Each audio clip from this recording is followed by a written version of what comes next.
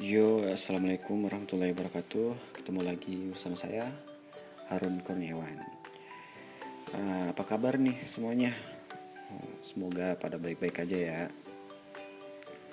Jadi di pertemuan kali ini kita akan membahas atau kita belajar tentang penerapan fungsi linier, analisis laba rugi dan titik impas atau break even point BEV. Nah, pastinya pada penasaran kan? Laba rugi dan titik impas atau break even point itu apa sih? Untuk lebih jelasnya, yuk simak penjelasan berikut ini. Jadi, stay tune ya, jangan kemana-mana pastinya. Nah, yang ada kopi boleh deh sambil ngopi biar tetap semangat. Hehehe.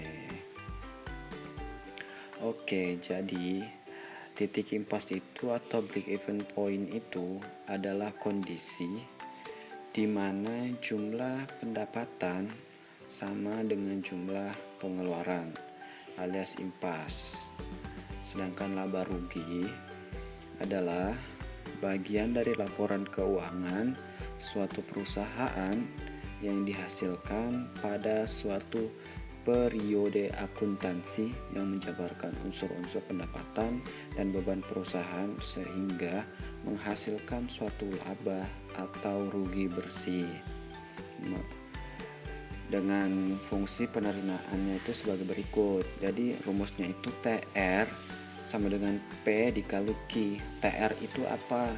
TR itu total revenue, P itu price, dan Q itu adalah quantity. Bisa dibaca ya teman-teman.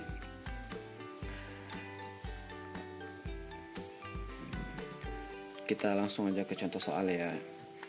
Jadi, Budi memiliki 100 bungkus roti. Jika harga roti senilai 5.000 per pieces, berapakah uang yang akan diperoleh Budi jika roti terjual habis? Tadi masih ingat kan rumusnya apa? Yaitu TR sama dengan P dikali Q atau total revenue ya. Nah, kemudian kita tulis dulu nih, kuantitinya itu berapa sih? P-nya itu berapa? Nah, kita tulis di sini kuantitinya tadi kan 100. P itu atau harganya itu 5.000. Maka TR sama dengan Q dikali P atau P dikali Q ya, sama aja. TR sama dengan 100 dikali 5.000 sama dengan 500.000. Jadi uang yang didapatkan Budi dari penjualan roti adalah senilai 500.000.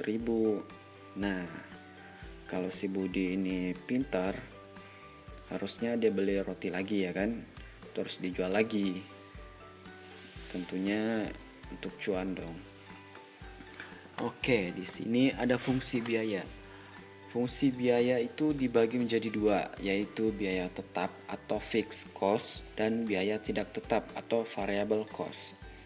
Biaya tetap itu adalah biaya pengeluaran yang tidak tergantung dari banyak sedikitnya barang yang diproduksi atau senantiasa tetap besarannya. Contohnya itu seperti misalnya gaji karyawan, biaya sewa, bunga uang, dan biaya tetap lainnya. Biaya sewa itu bisa jadi misalnya biaya sewa gedung, biaya sewa kantor, biaya sewa peralatan, biaya sewa apa gitu kan. Sedangkan biaya variabel itu adalah kebalikannya. Jadi biaya variabel itu pengeluaran yang besarnya dapat berubah-ubah tergantung dari banyak sedikitnya barang yang diproduksi. Biasanya itu seperti bahan baku, biaya utilitas, peralatan dan sebagainya. Biaya utilitas itu misalnya seperti air, listrik dan sebagainya. Nah, di sini ada rumus TC sama dengan TFC tambah TVC. Apakah itu? Jadi itu adalah rumus biaya tetap ya. Total biaya tetap. Nah, di sini ada keterangannya nih. Bisa teman-teman baca sendiri.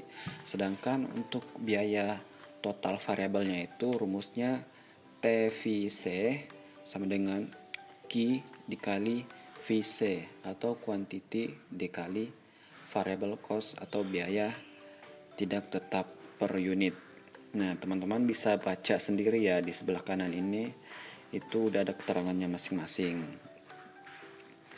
Nah, ini rumusnya diingat ya, nanti rumus ini kita akan pakai di contoh soal berikutnya.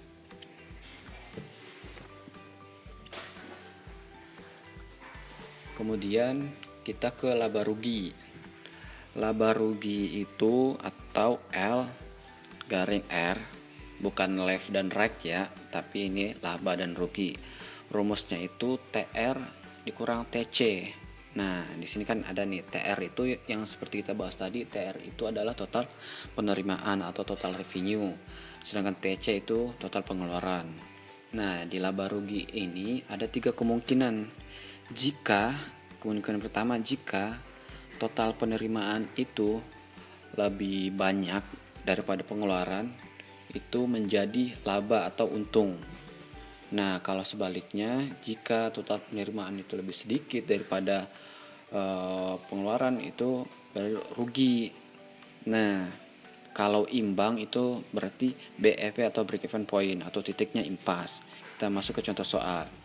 Pak Tani produksi 400 pack gula dengan biaya tetap total 25.000 dan biaya variabel per pack itu Rp500. Jika harga pasaran gula itu 5.000, maka apa yang terjadi?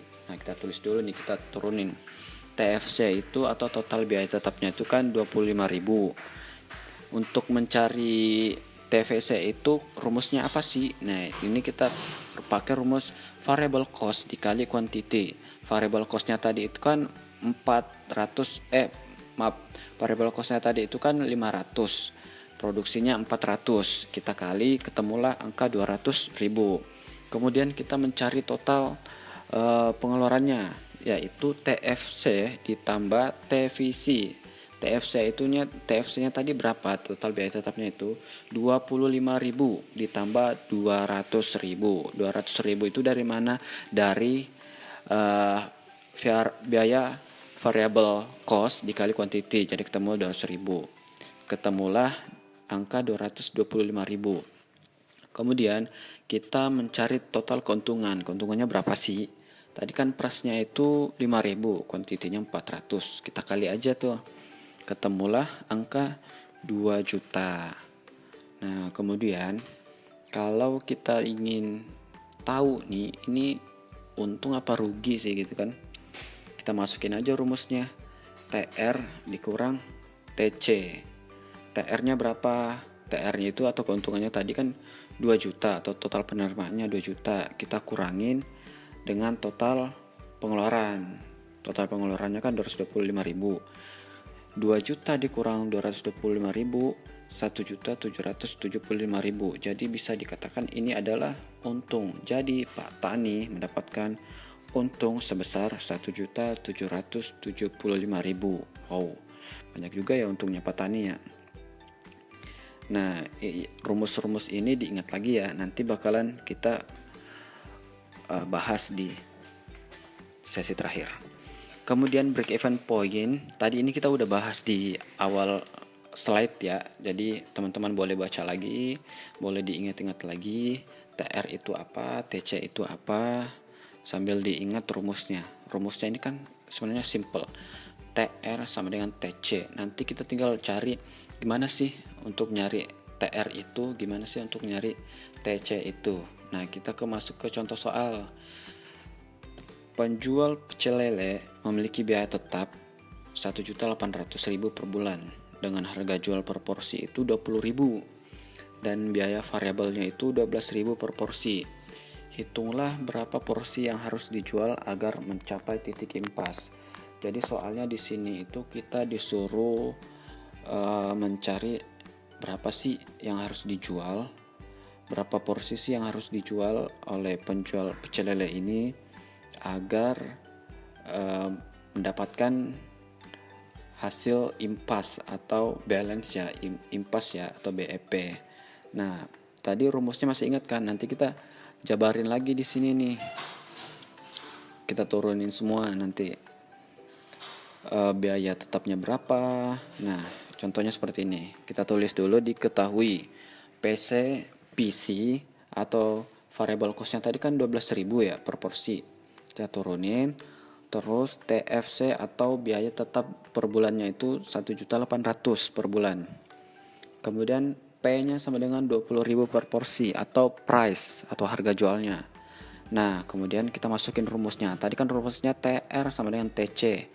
TR itu rumusnya TR itu atau total penerimaan itu rumusnya apa sih?